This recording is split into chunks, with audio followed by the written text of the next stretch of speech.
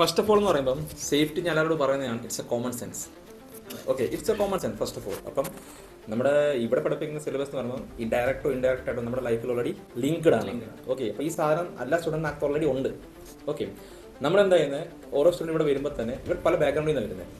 പല ഫീൽഡിൽ വർക്ക് ചെയ്ത ആളായിരിക്കും, ചില ഫ്രഷർ ആയിരിക്കും, ചില പല സ്ഥാപനത്തിലും പഠിച്ച സ്റ്റുഡൻസും ആയിരിക്കും. ഓക്കെ, അപ്പം എങ്കിൽ പോലും സർട്ടിഫിക്കറ്റ്സ് കാണും, പക്ഷേ നോളജ് കാണും. നമ്മൾ ബേസിക്കായിട്ട് ചെയ്യേണ്ട കാര്യം ഇത്രയേ ഉള്ളൂ. ഇപ്പോൾ ഞാൻ നേരത്തെ പറഞ്ഞു, ഞാൻ നേരത്തെ 15 years ഓഫ് ഈ ഫീൽഡ് എക്സ്പീരിയൻസ് ചെയ്ത ജോലി ചെയ്ത ആളാണ്. അപ്പോൾ പല ഇൻഡസ്ട്രിയിൽ എന്തൊക്കെ ടോപ്പിക്സ് നടക്കുന്നത്, ഇവിടെ എന്തൊക്കെ വർക്കാണ് അവിടെ നടക്കുന്നത്, അത് മെർജ് ചെയ്തുകൊണ്ടാണ് നമ്മളിവിടെ സിലബസ് ഡിസൈൻ ചെയ്തിരിക്കുന്നത്. അപ്പോൾ ബട്ട് നാച്ചുറലി ഇപ്പം കൺസ്ട്രക്ഷൻ സേഫ്റ്റി ഇവിടെ പഠിക്കാൻ പറ്റും, ഒരു സുഖമായിട്ട് കൺസ്ട്രക്ഷനിൽ പോകാൻ പറ്റും. ഓയിൽ ആൻഡ് ഗ്യാസ് പഠിക്കുകയാണെങ്കിൽ അത് തന്നെ ഇവിടെ പഠിപ്പിക്കുന്നുണ്ട്. എന്ന് വെച്ചാൽ അവിടെ എന്തൊക്കെയാണ് വർക്ക് വരുന്നത് അതിൻ്റെ ബേസ് ചെയ്താണ് ഇവിടെ പ്രാക്ടിക്കലി കൂടുതൽ ഇവിടെ പഠിപ്പിക്കുന്നത്. കൂടുതൽ നമ്മുടെ ഇവിടെ സെക്ഷൻ 99% പ്രാക്ടിക്കൽ സെക്ഷൻസ് ഇവിടെ പോകുന്നത്.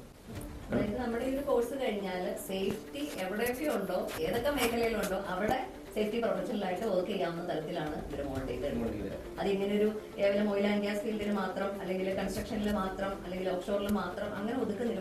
ഫയർ ആൻഡ് സേഫ്റ്റി അത് മാത്രം അങ്ങനല്ല, ഇതെല്ലാം കൂടി മിക്സ് ചെയ്തിട്ട് അല്ലെങ്കിൽ എല്ലാത്തിൻ്റെയും എന്താ പറയുക സത്ത് എടുത്താണ് ഇവർ പഠിപ്പിച്ചിരിക്കുന്നത്. അതുകൊണ്ട് തന്നെ സേഫ്റ്റി പ്രൊഫഷണൽസ് ആയിട്ട് ഈ എല്ലാ മേഖലയിലും ഇവർക്ക് വർക്ക് ചെയ്യാനുള്ള കോൺഫിഡൻസ് ലെവലും നോളജും സപ്പോർട്ട് സർവീസസുകളും കൊടുത്താണ്.